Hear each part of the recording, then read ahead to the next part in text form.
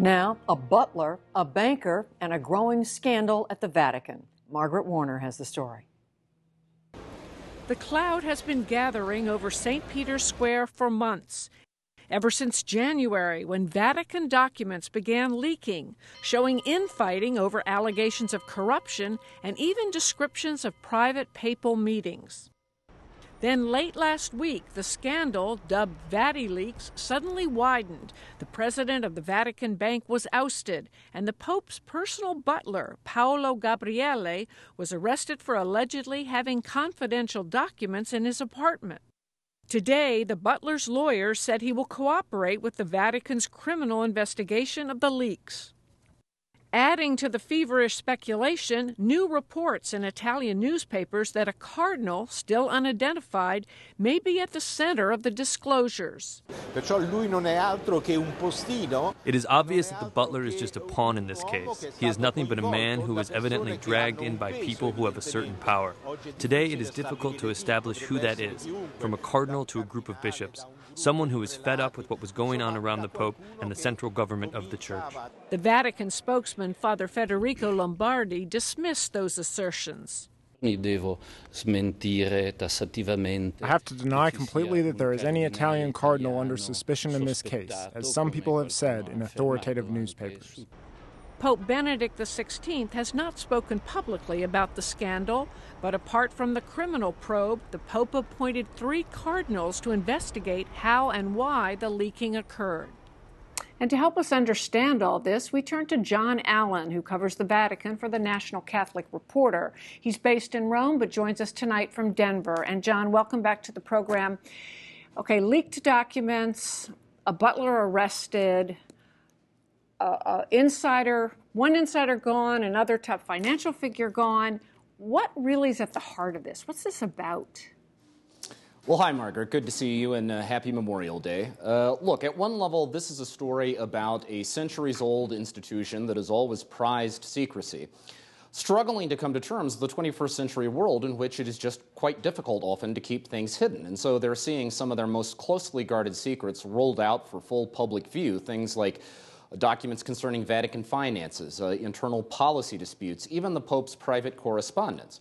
Now, related to that, this is also a story that very much shows us the human face of the Vatican, because whatever the Vatican's spiritual claims, it is also a government, and like governments everywhere, there are sometimes power struggles, there are sometimes whistleblowers, there are even sometimes managers who, quite honestly, struggle to make the trains run on time, and it may well be that all of that is involved in this saga.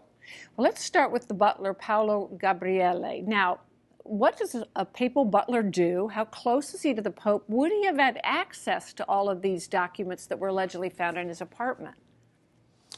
Oh, well, Paolo Gabriele is a 46-year-old layman, Italian. He's married with 3 children. He and his family live in an apartment on Vatican grounds.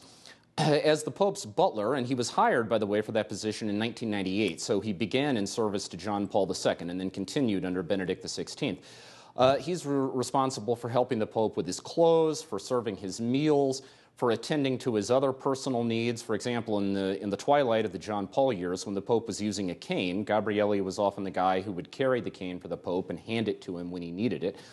And as such, he's one of a very restricted number of people. We're talking no more than a dozen who would have regular, direct, daily, unfettered access to the papal apartments and to the Pope himself. So the answer to your question, would he have access to the documents? The answer to that question is probably yes. I think where the doubt enters in some people's minds, given the fact that Gabriele is not a policy official, it would have been unusual for anyone to see him in possession of these documents. And so the question is, over such a long arc of time, because this leak scandal really erupted in January, could he realistically have been taking these documents in and out of the papal apartment, back to his own residence to photocopy them, without ever being observed? And that has sown some doubt about ultimately how responsible he may be. Okay, now the documents themselves, the substance of the documents, fairly briefly, but is it fair to say that the Vatican's finances are certainly a thread that connects a lot of these?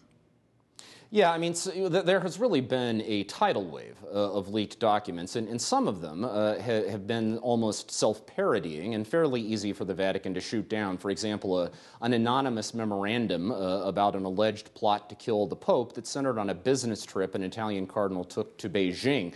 I mean, Margaret, that almost smacks of the Borgias, and I don't think too many people took it seriously. But certainly when it comes to the leaked documents about Vatican finances, and in particular perhaps the operations of the Vatican Bank, they have raised serious questions about the effectiveness of the new transparency measures that Benedict XVI has called for, which comes at an awkward time for the Vatican because it is right now trying to become certified on European white lists of countries that meet international standards in the fight against money laundering and the financing of terrorism. Now, as you said, no one's quite sure who did this, but who would have motive for this leaking? That is, whom could the leaks be aimed at getting, if there is such a thing? Well, that, of course, is the $64,000 question, and as yet we have no solid answer to it, and so we now enter the realm of speculation. But the most popular theory would be that ultimately the aim here is to undercut the current Cardinal Secretary of State, an Italian cardinal by the name of Tarcisio Bertone. The Vatican has a sort of president-prime minister structure in which the Pope is the head of state, but the Secretary of State is the head of government, effectively the prime minister. And there are many inside and outside the Vatican who sort of have a beef with Cardinal Bertone, in some ways on policy grounds, on other ways of issues simply of competence, whether he serves the Pope well in that role. And so the leading theory here would be that the factions in the Vatican hostile to Bertone have been orchestrating these leaks to, in effect, execute a regime change. We have less than a minute left, but in that time, and you talked to a lot of Vatican insiders, how concerned are Vatican officials you talk to that this is damaging the institution? Well, publicly they will say that, yes, this is painful and unfortunate, but it's business as usual and full steam ahead. Privately, I think they are concerned at one level because of the damage to the Vatican's external image. Another is the internal cost of this. The Vatican is an institution that runs on trust, and this scandal, quite honestly, has badly frayed that climate of trust. And so where it goes from here? Well, the Vatican has said the investigation is ongoing. It remains to be seen whether other suspects will be named. In the meantime, the butler, Paolo Gabriele, is the object of an investigation which could end in a trial. If he is found guilty of a criminal offense under Vatican law, he could be sentenced to prison time, in which case the Vatican might well petition Italy under its diplomatic agreements to actually execute that sentence. Well, John Allen of the National Catholic Reporter, thank you. You bet.